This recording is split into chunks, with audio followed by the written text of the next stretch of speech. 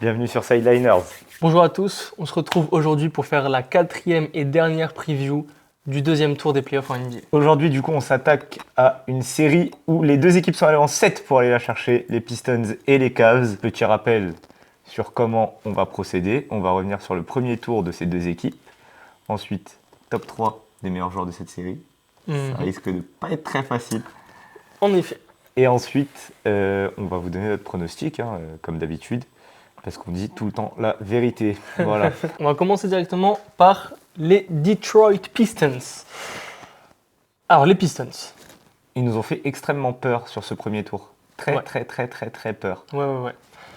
Mais en même temps, une fois qu'ils se sont réveillés, ils ont montré qu'ils peuvent être en contrôle face à une équipe comme le Magic et qu'ils doivent l'être. Bon, il y a surtout deux joueurs qui se sont réveillés. Oui. Il y a Tobias Harris et Cade Cunningham qui se sont réveillés à partir du Game 5. Sinon, le reste des Pistons, pour moi, ils étaient toujours... Et aussi, ils ont quand même profité, excuse-moi de te couper, mais dans le Game 7, d'un record de maladresse de la part du Magic. Aussi. Ouais, et dans la fin du Game 6 aussi. La deuxième mi-temps du Game 6, il y a un moment, dans le Game 6, les Pistons étaient menés de 20 points. Et on s'est dit, ça y est, le Magic va passer, va upset les Pistons. Et je sais pas, la deuxième mi-temps de ce Game 6, à Orlando, pour finir la série, ce que le Magic fait, waouh! Ouais, j'ai envie de dire, c'est là que tu vois un peu ce que l'expérience, etc., peut apporter une équipe du Magic qui est quand même très jeune et pas très... Enfin, qui n'a pas eu de tour de playoff récemment, etc., face à une équipe des Pistons qui est plus sérieuse, j'ai envie de dire, et qui a des joueurs qui connaissent cette intensité-là. Je pense que en bout de série comme ça, ça joue. Le Magic a quand même connu les playoffs l'année dernière et il y a 2 ans aussi, tu vois, c'est pas comme s'ils découvraient les playoffs. Ouais, mais c'est pas comme ce que En fait, les Pistons ils sont un peu comme les Pistons.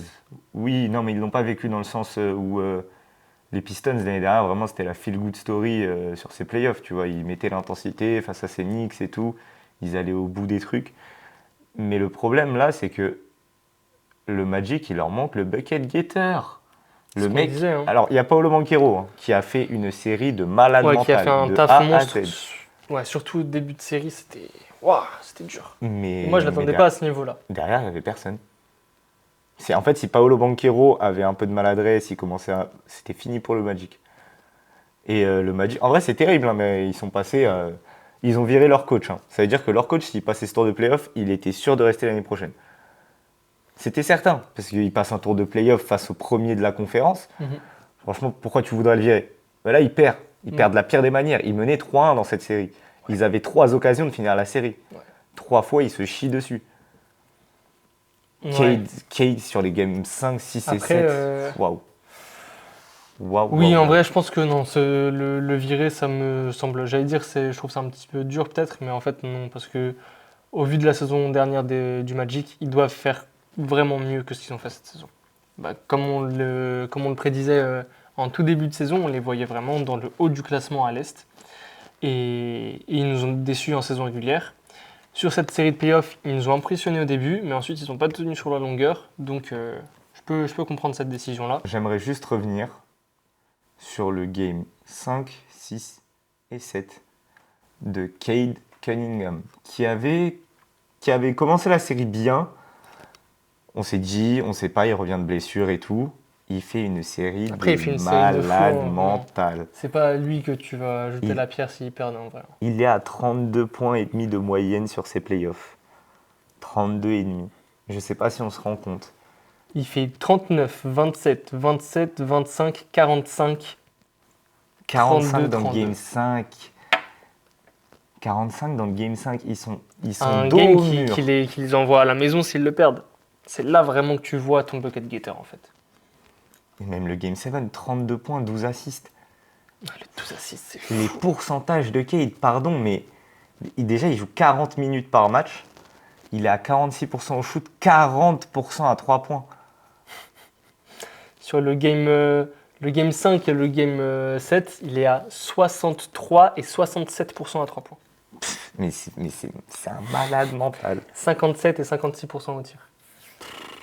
C'est un malade mental. Ouais, bah, il a montré son rôle de leader, il a assumé son rôle, il a montré que c'était son équipe, et voilà. Et il n'a pas eu peur de l'enjeu de ces matchs-là, et voilà, hein, franchement, gros respect à lui. Ouais. Gros point noir par contre de cette série pour Kate, c'est les turnovers. J'allais dire gros point noir pour cette équipe de Détroit.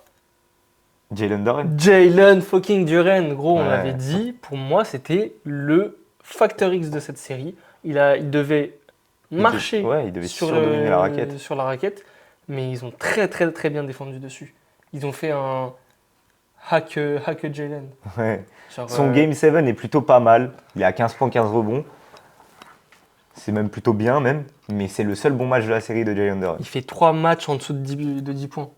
Il fait 3 matchs en dessous de 10 points. Il avait aucun autre match, à part ce Game 7, à plus de 10 rebonds.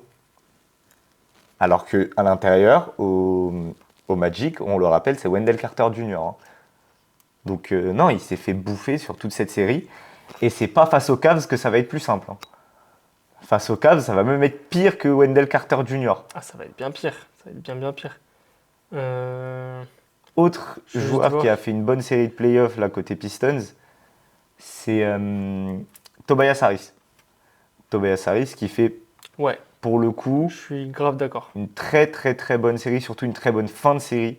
Mais comme ces Pistons en fait, le début de série de ces Pistons face au Magic était catastrophique. Mhm. Catastrophique, mais pour tout le monde. hein. Tout le monde. Mis à part Kate peut-être. Et encore, avec les turnovers, ça... Ouais, parce qu'il met c'est ses pas points, mais aussi ceux où il est à 26, 26 points, il galère à les mettre, quoi. turnovers. C'est Et t'as ça. 9 turnovers dans le Et truc. t'es la première option offensive. En vrai, il n'y a personne d'autre qui shoot le ballon de ton équipe à part genre Tobias Harris. Donc c'est normal que tu fasses des perfs comme ça, mais les turnovers, ouais, ça fait très très mal. Mais en même temps, quand t'as 6 turnovers par Et ça a match, très bien défendu dessus, hein. Jalen Suggs, c'est très fort en défense. T'as eu des...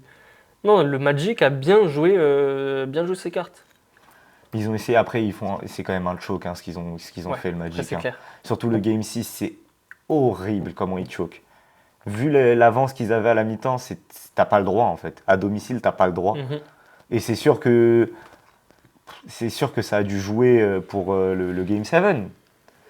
Parce que quand t'es aussi proche de ça que de passer le tour à domicile face au premier de la conférence Est, alors que t'es 8ème, tu sors du play-in, rappelons-le. Ouais.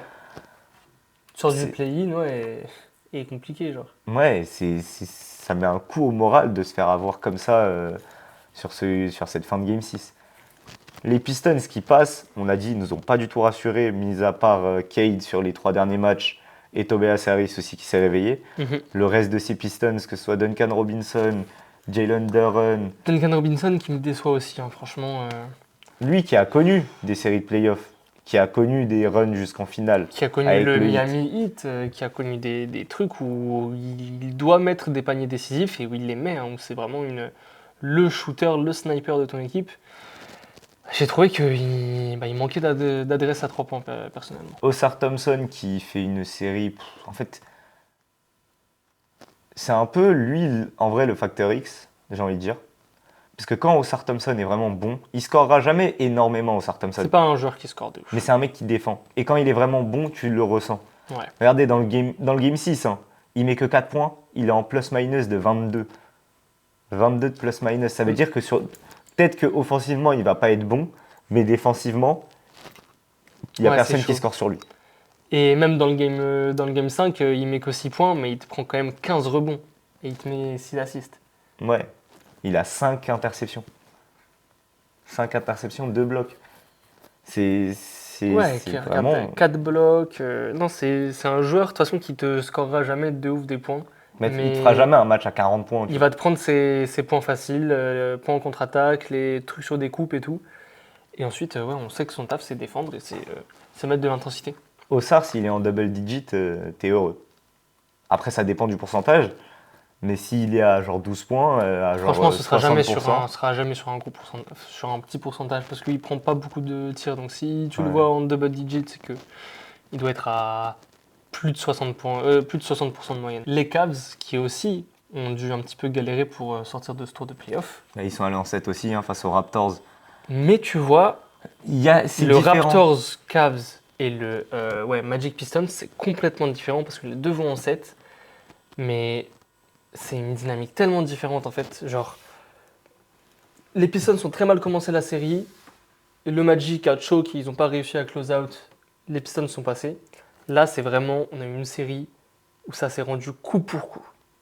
Où tu as les Raptors, genre tu vois, les Raptors qui sortent là en 7 face aux Cavs et le Magic qui sort en 7 face aux Pistons, c'est pas la même chose. Alors que les deux n'étaient pas favoris. Les Raptors peuvent sortir la tête haute. Les Raptors, c'est une saison réussie, playoff réussi. Genre, ce qu'ils ont montré, les Raptors, ils perdent le game 1, ils perdent le game 2, ensuite Retour à la maison. Ils gagnent les deux à la maison. Et le 4, c'est serré, ils vont le gagner au finish. Hein. Ouais. Ils vont le gagner au push final. Le 5e, les Cavs le prennent à la maison.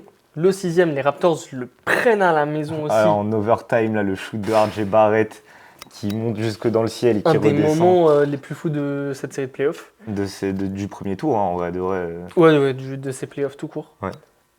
Vraiment ce tir-là. Wow. Et après, Game 7, les Cavs le remportent à la maison. Je pense que l'expérience a parlé. Un peu pareil, mais c'est vraiment différent comme dynamique. L'avantage d'être à domicile aussi, ça a parlé sur ce match-là. Et aussi, là, il y a le truc de... t'as pas les Pistons... Genre, les Pistons Magic, t'as les Pistons qui ont un peu... pas réussi à jouer, pas réussi à développer leur jeu et tout. Et en face, le Magic qui sont très bons. Là, t'as les deux équipes qui sont toujours bonnes. T'as pas genre... Les Cavs qui sont... qui mettent 40 points. T'as pas les Cavs qui ressemblent pas aux Cavs et qui se font battre par les Raptors. Ou genre les Raptors qui ont une victoire facile. Genre. Là, t'as vraiment juste les Raptors qui vont à la hargne, qui vont chercher des matchs hyper difficiles. Tu sens quand même que quand les Cavs l'emportent, ils l'emportent avec plus de confiance que quand les Raptors l'emportent. Les Raptors doivent aller le chercher très durement. Ça s'est joué souvent à quelques points, comme le Game 6 qui se joue à 1 point littéralement. Côté Raptors, t'es quand même amputé de Emmanuel Quickly. Ouais, sur toute la série. Brandon Ingram qui se blesse au Game 5, c'est peut-être même une blessing. Hein. C'est un cadeau du ciel. Une série catastrophique. Il n'y a que le Game 4 où il met 23 points, mais son pourcentage, il est à 26% au shoot. Il est à 26% au shoot dans ce putain de Game 4. Il est en 6 sur 23. La série de playoffs de Brandon Ingram est effrayante. Alors que pour le coup, Brandon Ingram n'a pas eu un super gros défenseur sur lui. Mais de toute manière, un joueur comme Brandon Ingram, techniquement, tu es censé outplay n'importe quel défenseur qui est à ton poste. Parce qu'on rappelle qu'il joue 3, quasi 4. Il n'y a pas grand monde qui peut défendre sur un mec du style de jeu de Brandon Ingram. Et c'est censé être une de tes options offensives, ta première ou ta deuxième, genre. C'est Max Strus qui l'a lockdown. Non, frère, vas-y. Frère, c'est chaud, hein. Il a été juste horrible. Mais bon, c'est cette équipe des Cavs, du coup, qui se défait en difficulté de cette équipe des Raptors. Je tiens aussi à noter un petit peu, pour les Raptors, un grand bravo à Scottie Barnes. Extra chromosome strength. Il est trop fort. Il a peur de rien. C'est un guerrier. J'aime beaucoup ce joueur. Même RJ Barrett qui fait une bonne série et les deux vraiment c'est des bonhommes, ils y vont à fond et tout, c'est très très cool à voir. Et ouais non, ils ont mérité d'aller jusque là où ils sont allés. Après il n'y a pas de miracle, ils ont un effectif quand même qui est moins fort que celui des Cavs. Et voilà, les Cavs, t'as Donovan Mitchell qui est toujours bon. Ils ont réussi à bien défendre dessus quand même, mais t'as Donovan Mitchell qui est très bon. James Harden qui est très bon. Evan Mobley qui est très bon. Je ne sais plus quand on a fait la preview de cette série si on avait dit que les 3 meilleurs joueurs étaient côté Cavs. Je crois qu'on avait dit ça. Je crois qu'on avait dit ça. On avait dit Harden, Mitchell et Evan Mobley. Ça ne m'étonne absolument pas. Peut-être qu'on avait mis Scottie Barnes, mais je suis pas sûr. Peut-être, mais en fait, on s'est dit à l'intérieur qui défend sur ça. La match-up Evan Mobley-Scottie Barnes, en vrai de vrai, est-ce qu'on s'est vraiment trompé sur qui a été meilleur entre les deux? Je pense que Scottie Barnes a été meilleur. il a été plus, ouais, il a été plus régulier, je pense, que Evan Mobley.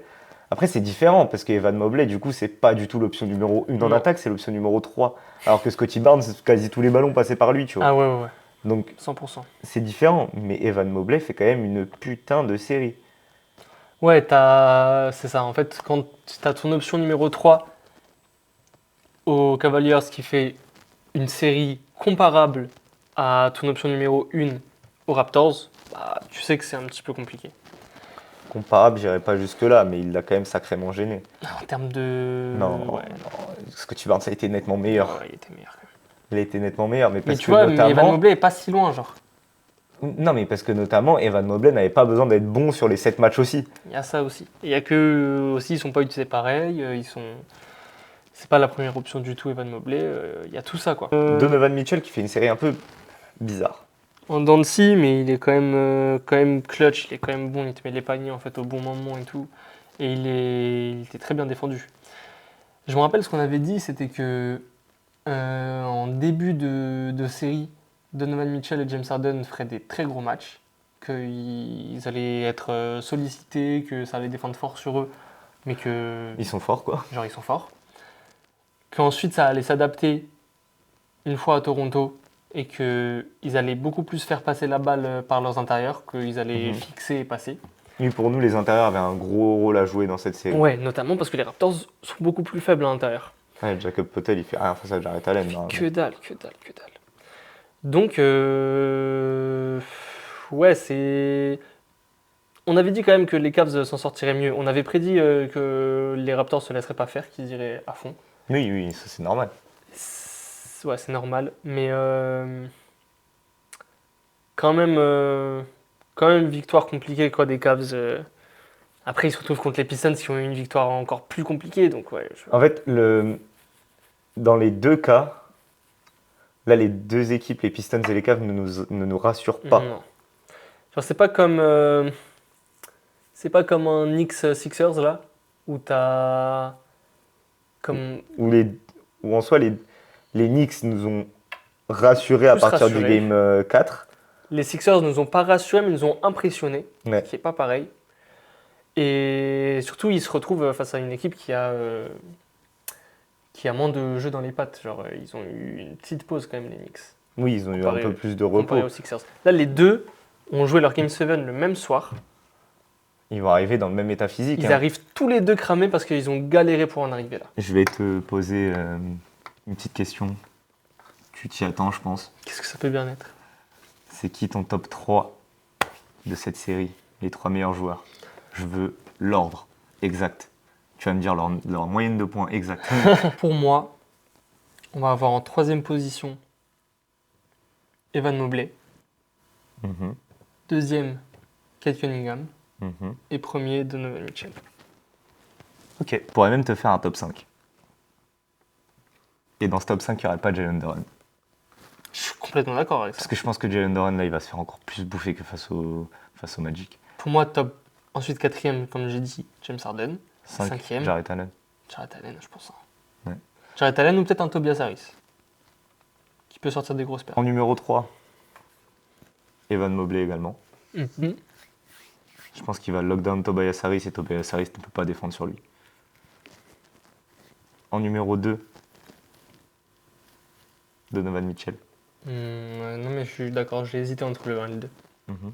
Et en numéro 1, Kate Cunningham. Ouais, Kate Cunningham peut faire une série monstrueuse à lui tout seul, mais personne qui suit derrière. Pour moi, Kate Cunningham va être sur les mêmes standards que face à sa série, que pendant sa série face au Magic. Et je pense qu'il va être esselé. Parce que notamment, en vrai, là... Ouais, mais du coup, Voilà, tu penses je pas te que pose- justement Donovan Mitchell va faire une meilleure série que lui? Non. Parce que Donovan Mitchell n'aura pas besoin de faire une meilleure série que lui.